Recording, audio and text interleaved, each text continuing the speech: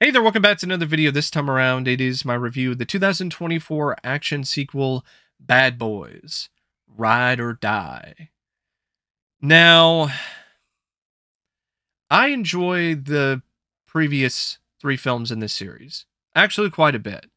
I have some issues with the first film, but I still enjoy it. I still think it's an entertaining movie. I love the second movie. I think it's a very underrated sequel. And I liked the third film. I thought it had a good amount of heart to it. There were some elements of the script that I felt were actually really well done. And it set things up for another entry in the series that had some promise and had some potential. But I don't feel that this sequel lives up to that potential. This is easily the weakest and the worst film in the Bad Boys franchise, if you ask me.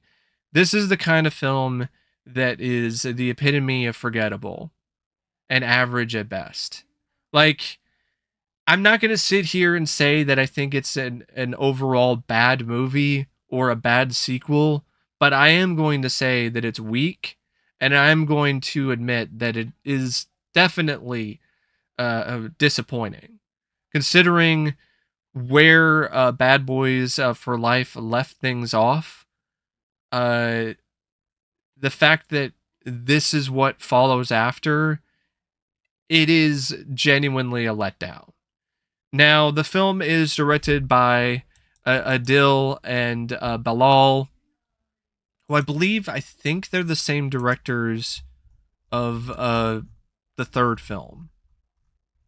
I think it's the same guys. I'm gonna double check it real quick. Yeah, same directors of Bad Boys for Life. Their direction in that film was considerably better than their direction in this. They, I don't know, smoked some heavy shit or took some cocaine or some crap, because this direction is wildly uneven and all over the place. There are some moments where the direction shines, like the elevator sequence, or some of the moments during the action-packed finale at the Gator Park. But there are a lot of moments where this direction is just too much. It's too over the top. It's too crazy and wild. There's too many camera movements. There's too many instances of the camera spinning around, or panning, or there's a lot of really weird camera techniques that just take you out of the film or take you out of a sequence. There's a lot of zooms and up close shots that are just kind of ugly to look at. It's a film that is honestly kind of baffling when you look at it from a visual perspective, especially when you compare it to the direction of Bad Boys for Life, or even what Michael Bay brought to the first two films. This is just ridiculous at times. It's so just strange and surreal and uneven and inconsistent that it actually makes certain sequences headache inducing to watch, or it'll make you sick to your stomach because you're having a hard time following what's happening on the screen. There's a chase sequence with Martin Lawrence and Will Smith on foot, which I think is trying to be like a homage to a similar scene in the first Bad Boys, but the way that it's directed and the way that it's shot, you don't know what the hell is going on half the time. You don't know what direction they're trying to chase the person. You don't know what is happening throughout the sequence the majority of the time. There's a lot of other moments like that. The action sequence in the club with the candy and all in the slow-mo and everything. There's just a lot of moments in this where the direction is just so out of place and so disorderly that you're like, were they drunk? Were they high? Were they both when they were shooting this film at times? Did they use an AI program to choose what points they should move the camera around? Like, it's just so bad at times. Like, it legitimately is. Like, there's some direction in this that is just outright terrible. And it's even more noticeable if you watch it on a big screen. But there are moments of promise, like the elevator sequence and some of the spinning camera work in the finale. But there's a lot of other stuff where it's just too much, and it just looks like the directors are under the influence. As inconsistent and as uneven as the direction for this film is, this script is equally as uneven in terms of its quality. The screenplay by Chris Bremer and Will Beal.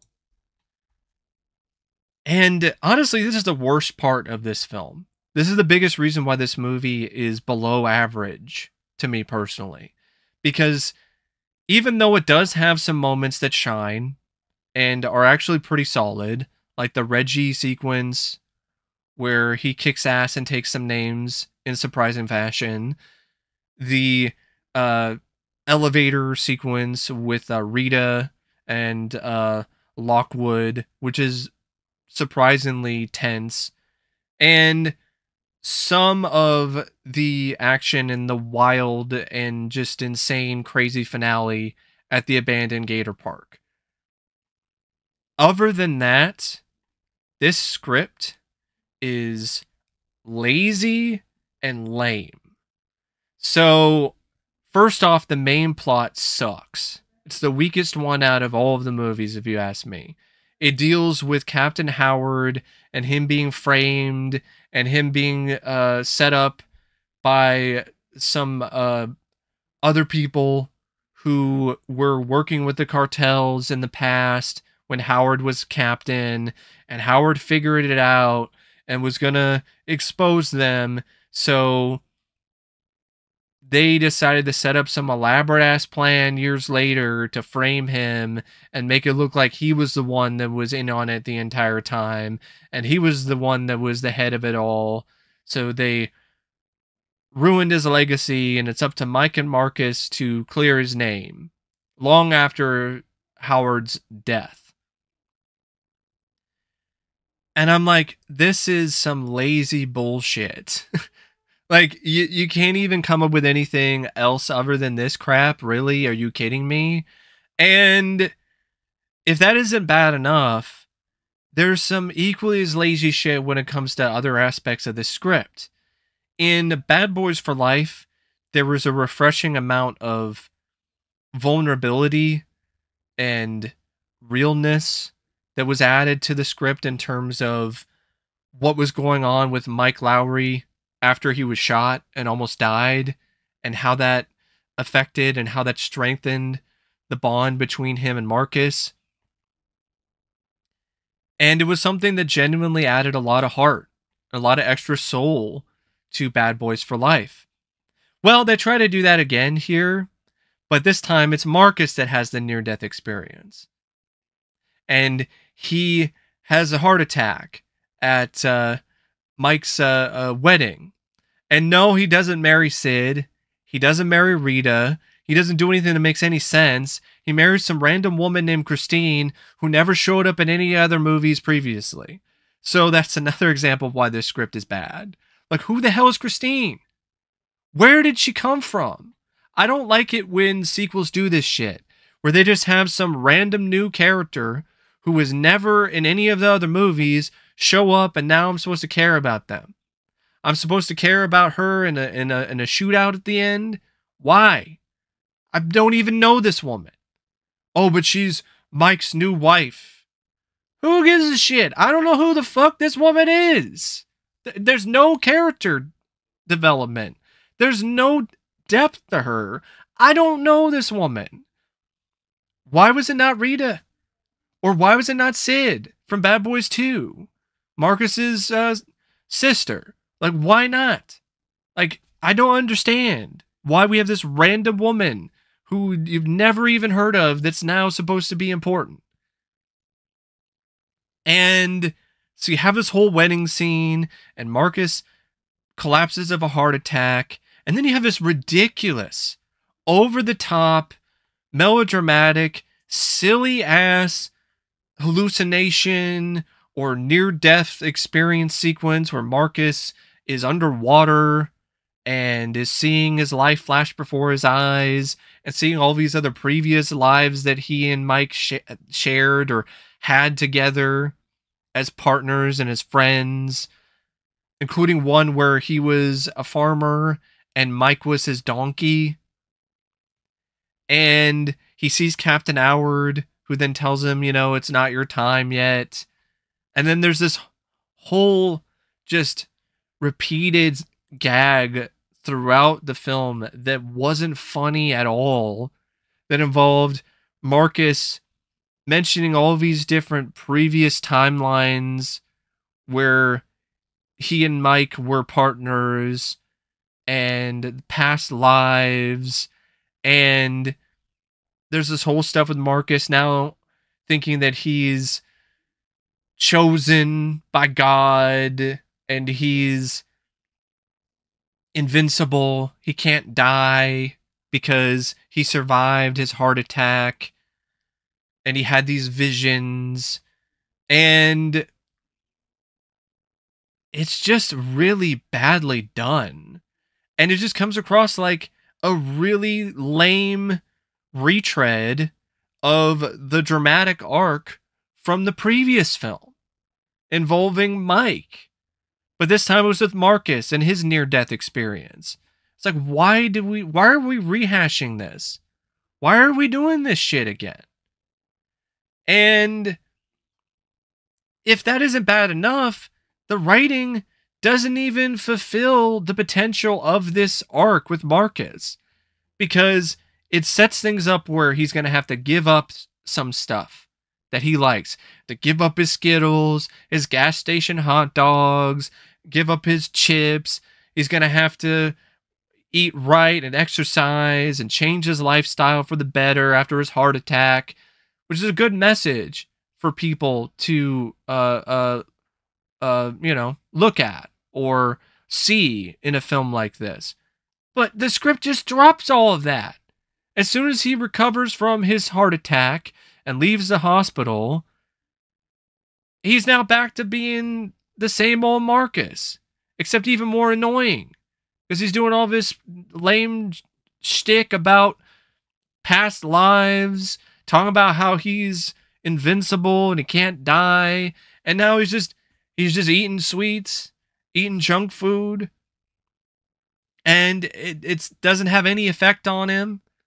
In fact, it seems like it makes him better when it comes to some of the shootouts, some of the few moments of action that are in the movie, because it makes him have more energy. And you're like, okay, is this a bad thing or is this a good thing? What are we doing here? We're trying to make the sweets into his like spinach, like he's fucking Popeye or some shit. And then it doesn't really do anything in terms of his health issues. So the sweets and all and the snacks, he can eat all of them, no problem now. Doesn't have any effect. He's involved in the action sequences. He's running. He's even in a foot chase at one point. Doesn't have any like heart pains. Doesn't have any issues of that regard. Even though the doctors are like, gotta take it easy. You can't do this as much. You can't have as much strenuous activity. But it does all this strenuous activity and it has no effect on him whatsoever. But then you have this stuff with Mike Lowry where now all of a sudden he has PTSD when it comes to other previous moments in his life where he's lost people he cares about. So now he's like freezing up in moments where the two are involved in an action sequence because he's got PTSD now. So you got these random bits of realism. So it's trying to make the shit even more real, like what happened in the last movie, but it's just badly executed. And the stuff with Will Smith, Mike Lowry, when it comes to him snapping out of his PTSD, it's pretty awkward because you want to know how he snaps out of it. Marcus just slaps the shit out of him multiple times. And they've said that it had nothing to do with the Oscar slap. I call bullshit on that. So it's just one of those things where that wasn't needed. And like Mike is such a pussy now. Like, oh my god, PTSD. No, I don't want to lose my new wife, who we don't know who the hell she is. And I can't go hard in action scenes. I can't be angry Mike. I can't be, bulletproof Mike because I'm too scared. Then he just gets slapped multiple times and then he snaps out of it. I don't think that's actually how PTSD works. I don't think slapping the shit out of somebody multiple times is really going to get them to get out of their PTSD. So it's just badly handled when it comes to how these more realistic aspects of these characters that are brought up are resolved or handled. And when it comes to a comedy, this is the least funny out of all of the movies. There's a couple moments, like the barbecue scene at the end. There's a few lines of dialogue that might make you smirk a little bit. There's a whole thing with the Reba and Bad Boys that kind of made me, I wouldn't say kind of, it did make me chuckle a little because they actually got Reba to sing a version of the Bad Boys theme. But other than that, like, Marcus's ongoing shtick about past lives, even though there's one lady in the audience at the theater that was laughing her ass off at those scenes, did not work at all for me. And the Ammo Squad, I mean, they're cut in half. It's just two members of the Ammo Squad. It's the tech guy and Vanessa Hudgens' character. That's it. There's the Asian guy who was giving shit to Mike previously in the third film. Nowhere to be found. Disappeared off the face of the earth. Don't even mention what happened to him. Rita is now just the captain of Miami PD, but she sure as hell doesn't act like it. She's just acts more like a simp for Lockwood, the DA, and she just plays this just damsel in distress stereotype where she's oblivious of her lover's obvious corruption. And speaking of that, like the Lockwood character and his right-hand man and partner in crime, McGrath, the two of them sucked dick. They were terrible villains. They were not memorable. They were not fun. They weren't intimidating. Like, no matter how tough McGrath tried to act, I didn't buy it. He came across like just a random ass henchman that you would see in any other action movie who all of a sudden is now like the main guy. And it's just one of those things too where the Lockwood thing you see coming a mile away. You're like, yeah, that guy's the bad guy. He's one of the bad guys. Oh, he was? Wow, what a shocker. He's like the rich asshole guy from Too Fast, Too Furious. But even that script was better. And even that villain was better. It doesn't matter. You have two villains, but they don't even equal one compelling, strong, engaging, fun bad guy. They don't even equal one Johnny Tapia, let alone Fushan. I think that's who it was. The Chucky Cairo guy from the first movie. Honestly, the witch character from the third film was way better than both of these losers. So you got weak villains, not good. You got really lame, unfunny, bad attempts at comedy most of the time. You got recycled plot points from the previous movie that are just poorly handled and poorly done. The action, I mean, there's a couple moments that are okay until the finale, but they're not anything on par with anything in Bad Boys 2 or even really the best action scenes in the third film. The best action is all at the end. There's a cool bit where Mike dodges a rocket from a rocket launcher and it blows up behind him. There's some fun stuff with with an alligator that's pretty insane. There's a whole sequence where an entire plane crashes through the wall of the abandoned gator park. There's stuff involving a drone that was fun. Uh, there's a lot of gunplay. There's a lot of explosions. There's a lot of carnage in the finale. So there's even some knife play with Armando. Speaking of Armando, that was also something that was just not very good in terms of the writing. At the end of the third film, it's set up as if he's going to be a part of a big mission. Like it's the Bad Boys version of Fast and Furious and Mission Impossible, but he's still in prison at the start of the movie. And he eventually gets out because there's this whole thing where he's supposedly going to be transferred somewhere on a plane along with Mike and Marcus, but then shit goes haywire and goes awry because the bad guys are there and they want to take out Armando, and Mike and Marcus save Armando, but they wind up in the boonies somewhere, in the south, and now they're on the run, which is another predictable trope. Oh no, the bad boys, they're on the run now. Wow. So they're the even badder boys?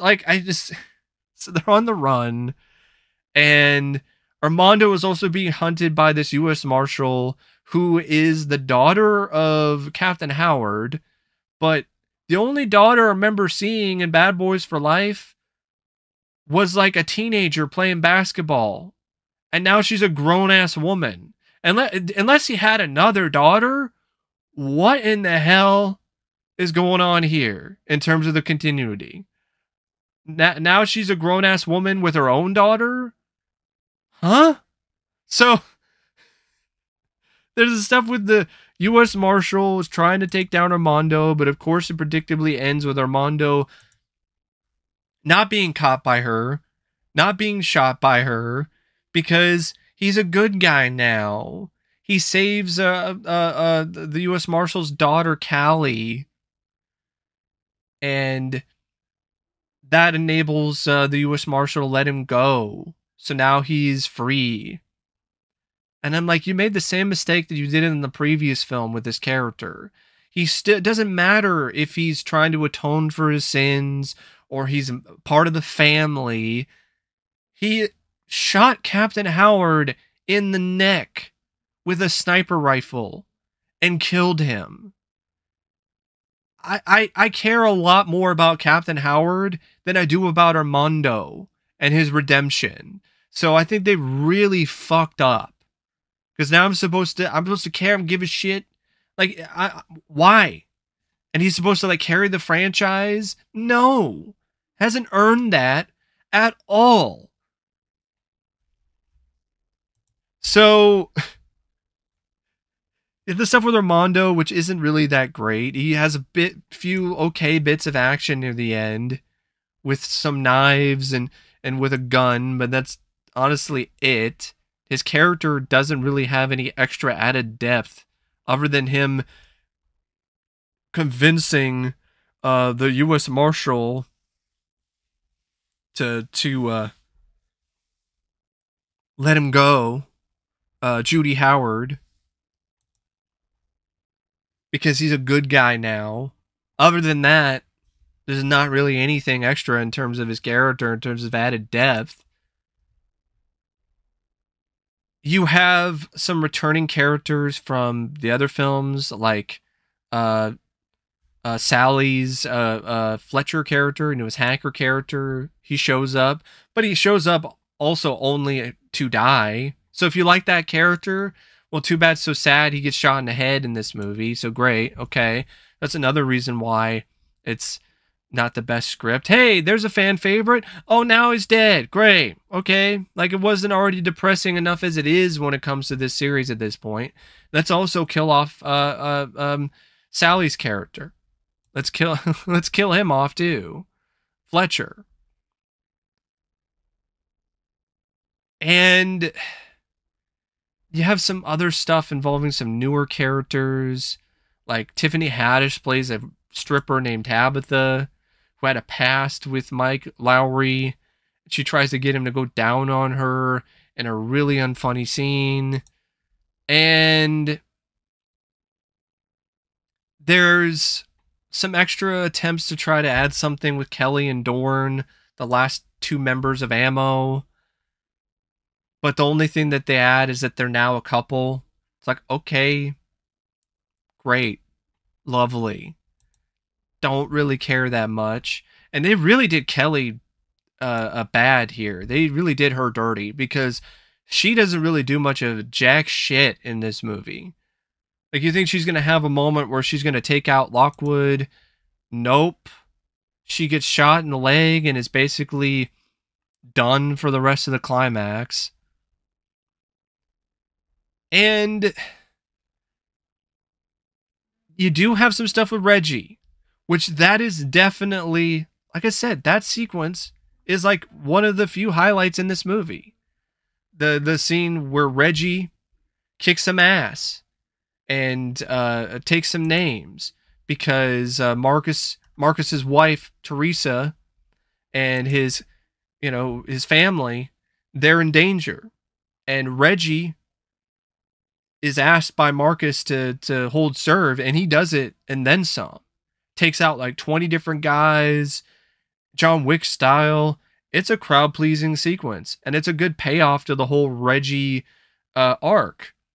Do I think Reggie is a strong enough character to have his own film and be partners with Armando and Bad Boys spinoff? Not at all.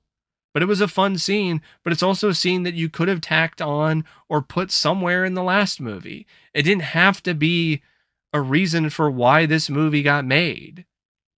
It honestly didn't have to be. You could have done that whole thing and even had the whole barbecue scene at the end of the last film. And other than the Reggie bit, like, what else is there about this script that's clever, that's fun, that's exciting? I guess some of the action in the end, but that's it. So, yeah, this is a really disappointing, lackluster letdown of a screenplay. Like, you would think that maybe with the next one things would be crazier, things would be more over the top. You get more action, more with the Ammo Squad. You get Rita having more development. Rita goes backwards. She just spends most of the movie not as a strong captain of that Miami PD, but as just some doe-eyed girlfriend of this corrupt DA. And the place that this film leaves the franchise, it honestly feels hopeless. It feels hopeless and bleak and sad. But that's just me. A lot of people enjoy the movie and think the script is fine. I'm not one of them. I'm sorry, the Reggie scene alone does not make this a good script. It does not. There's so many other things about it that don't work, don't fit the continuity, are needlessly depressing, or aren't really handled very well. Like, you're going to bring up all this other stuff involving Mike and Marcus, but you're not going to deal with that very well. Even the stuff, even Teresa, it's not handled well. Teresa doesn't even come across like the Teresa from the previous three films at all. And it's not just because it's played by a different actress. The way that this character is written is completely, tonally the absolute opposite of what Teresa is when it comes to Marcus's wife. I don't know what the writers were doing there. Do they not even know Marcus's wife? Do they not even know her personality? Do they not even know what her character entails? And I know that's just a little thing, but all these things add up in the end for just a very unsatisfying, unspectacular screenplay. Even the final shootout, like, a guy gets shot in the head again. Really? And it's on a beach. I'm like, so the final thing is Mike and Marcus and the bad guy, and there's a girl who's being held captive, and they're on a beach. The bad guy has a gun to her head. Like, great. You literally just rehashed the ending of Bad Boys 2, but now it sucked. Because you shot him in the head, or shot him a bunch of times, but instead of him like falling into a landmine and blowing in half, he just falls into the ocean. It's like, hey, let's do the Bad Boys 2 thing again, but worse in terms of how they take out the bad guy. So even that isn't satisfying. Now, the film's cast, it's fine. I mean, Martin Lawrence and Will Smith, they're still fun. I still like the two together. I think they still have some chemistry, but you can see things starting to crack a little. You can see the rapport between one another starting to be less snappy, starting to be less energetic. And Vanessa Hudgens might as well have not even been in the movie because she doesn't do anything. Alexander Ludwig is Dorn. It was nice to see him again. I liked his character in the last movie, but he's barely in it. He does a few things, does the hacking stuff, uses the drones in the end. That's about it. Like, honestly, these two, who are the remaining members of Ammo, just make the whole Ammo thing just come across even more unnecessary at the end of the day. It could have just been Mike and Marcus doing shit on their own. I feel you could have done that in the last movie.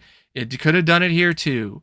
Didn't really, like, what? Did we need drones? Did we have to have drones in the end? It was kind of cool, but at the same time, Mike and Marcus could have come up with some crazy shit and diversion or done something on their own. They didn't need to have the Ammo Squad, especially if they already had Armando.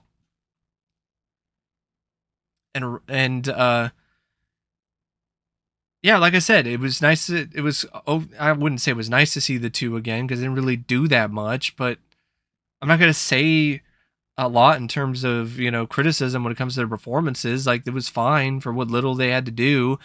I feel the same way about Paola and Núñez. And you also have Eric Dane and Ian Gruffudd as the bad guys, but honestly, the two of them are pretty interchangeable when it comes to how bland their performances were. Jacob Scipio as Armando, still not really that good.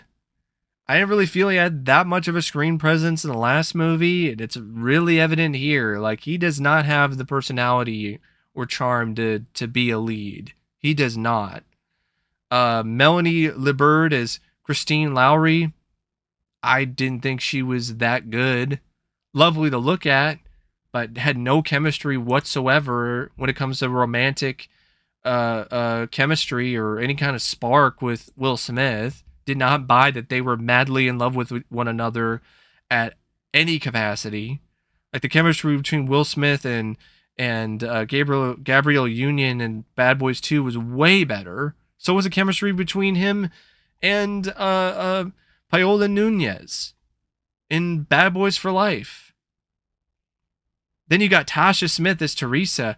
What the hell was this casting? No offense to this woman, but she literally looks like she could be Marcus's mom. And she's supposed to be his wife. How do you go from Teresa Randall to this? And why did you not bring Teresa Randall back? Like, what was she really doing? What was she really busy with that you couldn't bring her back to play her character? Tiffany Haddish is annoying and plays a skanky hoe. Again. Great. We definitely needed her playing a skanky hoe in Bad Boys 4. That's definitely an addition that this franchise really needed. Joe Pantoliano taking a paycheck as Captain Howard, speaking from beyond the grave. John Sally, was fun to see him against Fletcher, but then gets shot in the head and dead. DJ Khaled, why did we bring his character back again? Rhea Seehorn, I would like to see a performance that actually had some genuine emotion. Dear God, her line delivery was flat in this movie. There's a whole scene where she's supposed to be emotional when her daughter is in danger, and it's not believable at all because the performance is so flat. Dennis McDonald, though, you know what? He might as well been the unsung MVP of this movie as Reggie. Like, he kicked some serious ass and did it in a way that was honestly quite believable. And the way that he one-upped Mike and Marcus at the barbecue, and the way that he acted in that scene, showed some genuinely good comedic chops. Not enough that I think he could carry a film or really be that good if he had more screen time, but he definitely made the most out of the little bit of screen time that he had in this film. Bianca Bethune is Megan Burnett. Not in a lot to say anything. Quinn Hemphill is Callie, the daughter of Judy. Meh. Khaby Lame as himself. Not a whole lot to say. Michael Bay is a cameo. Not much to say about that either. The cinematography by Rob Brecht Havert and the editing by Asaf Eisenberg and Dan Lebenthal. Really not that spectacular, not that special. Not what I would consider to be great. Definitely not the editing. The editing was almost schizophrenic at times. Is another reason why the direction, I think, stood out as much as it did when it comes to its uneven moments, because the editing was equally as uneven and choppy. And the music by Lauren Balfe, I didn't think it was as good as the music in the last movie. I really didn't. Kind of in one ear, out the other. The best parts were when it was just doing the Bad Boys theme again.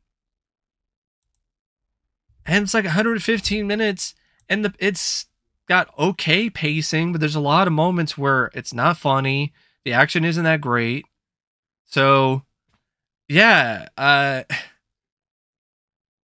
could definitely say that I wasn't a big fan of this one. Not to the point where it's an epic rant. It's still a movie review because I still had some fun with some of the action. I still like the Reggie sequence. The direction, as uneven as it is, there were some moments that I felt were actually pretty cool. And there were some moments with Will Smith and Martin Lawrence that I didn't mind. And there definitely are some highlights. But there's a hell of a lot of lowlights too. And way more than any other film in this series. So, yeah, I do. I genuinely do feel that they should just stop. Just stop the car. Take out the keys. Just retire, hang up the guns before shit gets real sad. Because at this point, this isn't Bad Boys anymore. This is Sad Boys. Sad boys, what you gonna do? What you gonna do when they cry on you? Sad boys, what you gonna do? What you gonna do when they cry on you? Mike and Marcus are both gonna break a hip if they keep doing this shit. Sad boys, what you gonna do? What you gonna do when they cry on you?